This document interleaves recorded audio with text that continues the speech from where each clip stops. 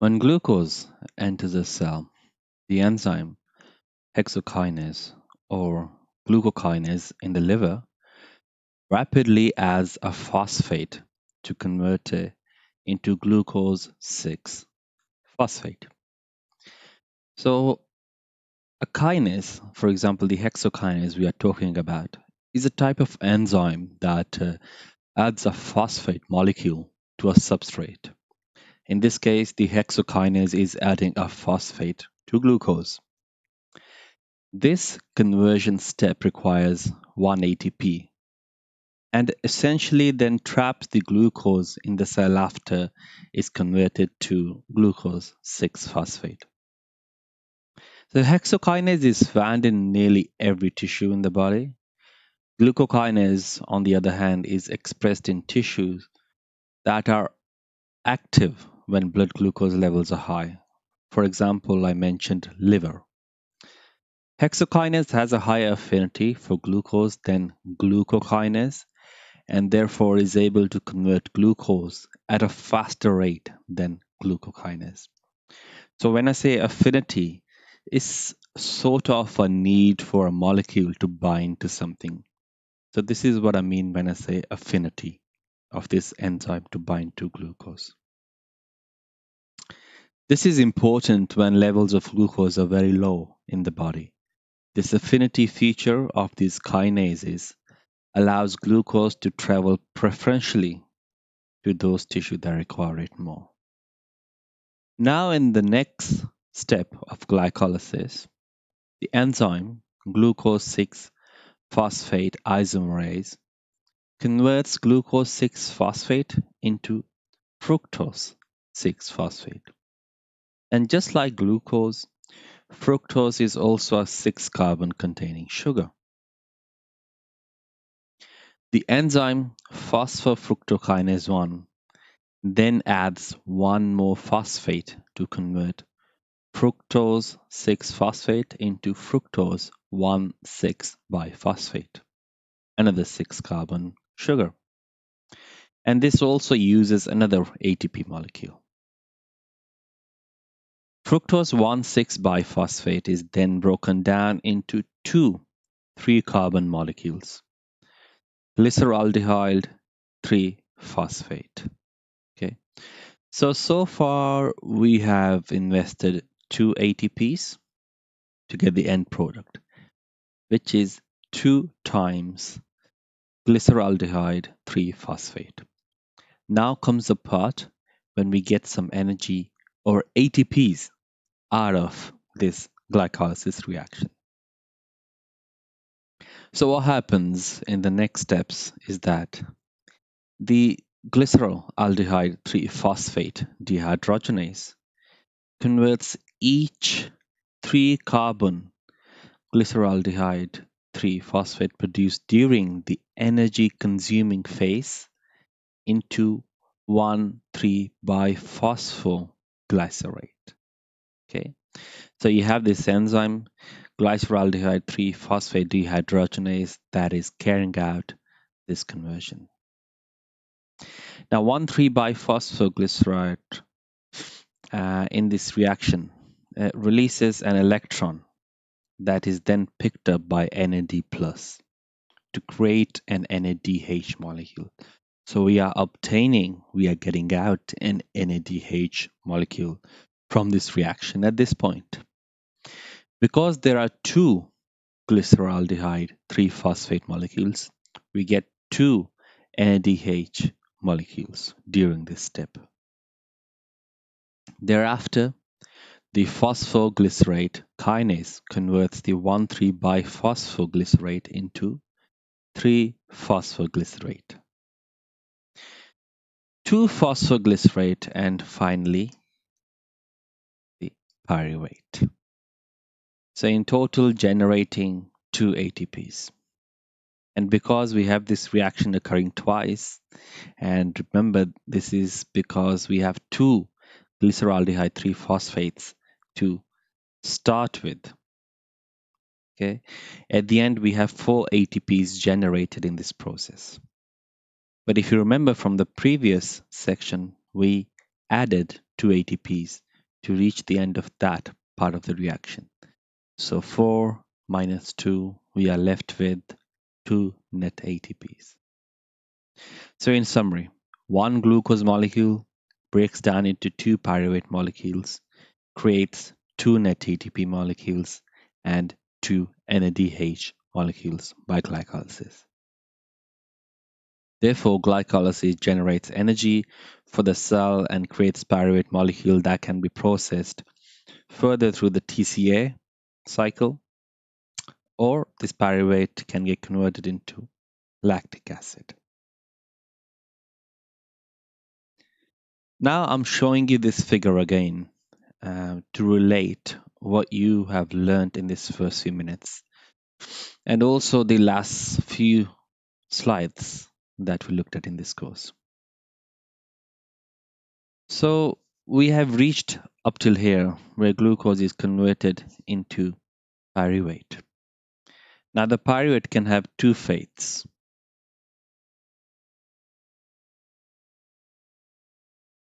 It can either go towards lactate, the reaction carried out by lactate dehydrogenase, or it can enter the mitochondria and join the TCS cycle. So it can either be anaerobic if it goes towards lactate, or it can be aerobic if it goes towards mitochondria. And this can depend on several factors, including demand and supply of oxygen, the status of mitochondria, the status of the nutrients that a cell is provided with, the type of cell, the epigenetic profile. There's a several host of factors that can affect which way the pyruvate actually goes towards.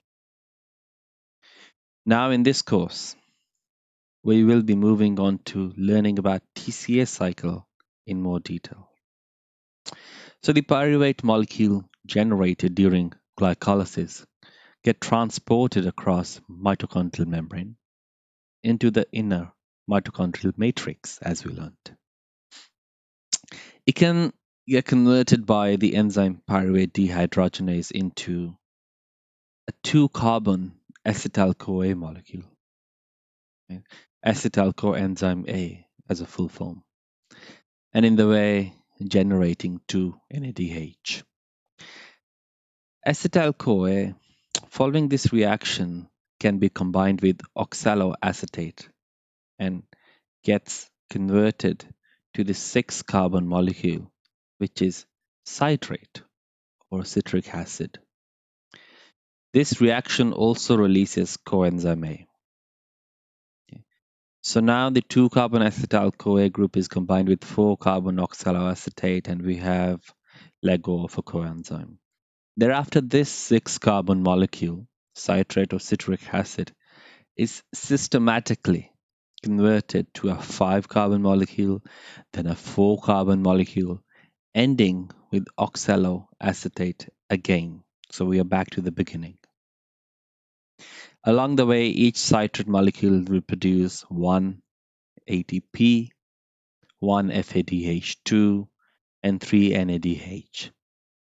So FAD stands for flavin adenine dinucleotide, okay, which is also an electron carrier like the NADH, which will be further utilized in the final steps of this aerobic metabolism.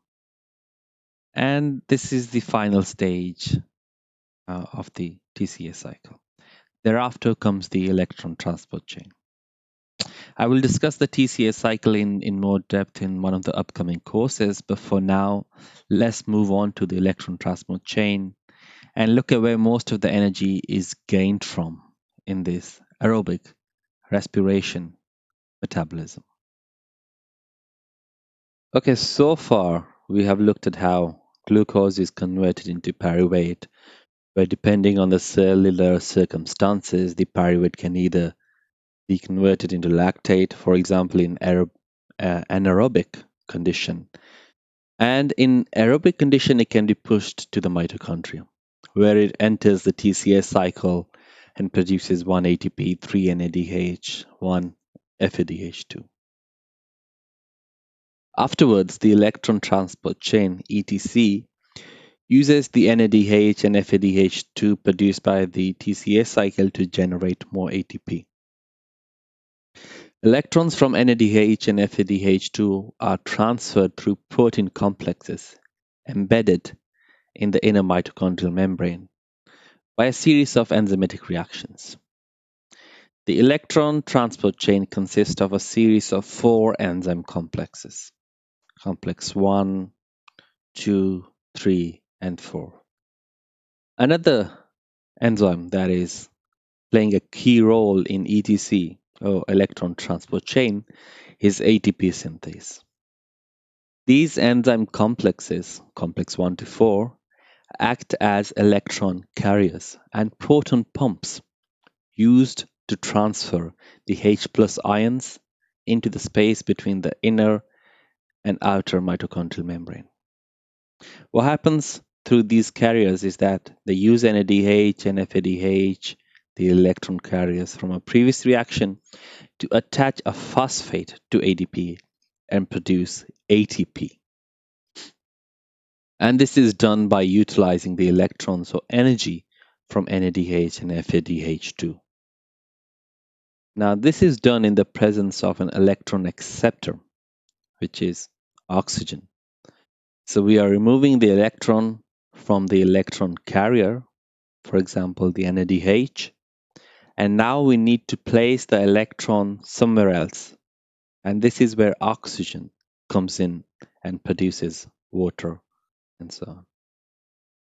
So each oxygen molecule will accept 2 electrons alongside 2 hydrogens and become H2O. So this machinery works is that the electron carriers are dispersed from the electron and they release H plus ions. This in turn releases energy, which is used to pump H plus ion across the inner membrane. And now these ions are between the inner and the outer membrane. Okay. Remember, as I mentioned earlier in this course, the ETC reaction occurs at the inner membrane of the mitochondria. So what you're looking at in this illustration is the inner membrane.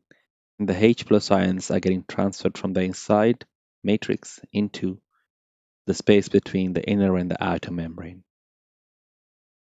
And finally, the flow of these H plus ion actually powers ATP synthase, which generates ATP from ADP. So we add an organic phosphate to ADP. And that's how we end up with the ATP from the electron transport chain. And that's why we need oxygen for these reactions. So to summarize, we had 2 ATP molecules from glycolysis, 2 ATP molecules from TCA cycle. Remember, there are 2 pyruvates for each glucose. So for one glucose input, we had 2 pyruvate pushed into mitochondria. And what electron transport chain part of this reaction does is that it generates 34 ATPs. But 2 ATPs gets consumed for the transport of NADH. And at the end, we are left with 36 ATPs from the oxidative phosphorylation reaction. Okay, so this was the main conclusion of this course. To take a look at how we generate energy from our metabolism. And any questions or requests for other courses can be provided in the comment section below. Now, before we finish this course, let's look at some exciting advances in the field of metabolism, something that has changed the way we used to look at things. Something I want to talk about that tells us that we shouldn't take things for granted and always question our understanding or what we know. For example, originally we thought that mitochondria looked something like this. But now we know that mitochondria, the powerhouse of the cell, are actually dynamic organelles that constantly move, change their size and morphology to meet the energetic demands of the cell, meaning they join together and form long tubes to control the metabolism. This is done through a process known as fusion. Okay, so our perception of how mitochondria looks has actually changed in the recent years with the advances of our understanding of fusion and fission. Fusion meaning mitochondria joining together, fission meaning mitochondria breaking apart. In addition to this, another thing I mentioned at the start of this lecture was that lactate is looked at as a byproduct or waste product, but in reality, lactate metabolism has its own exciting discoveries. But that's a topic for us to look at in other upcoming courses. Thank you for attending this course. Please do take the test at the end and check your knowledge. And then you can also share your certificates with your social media group.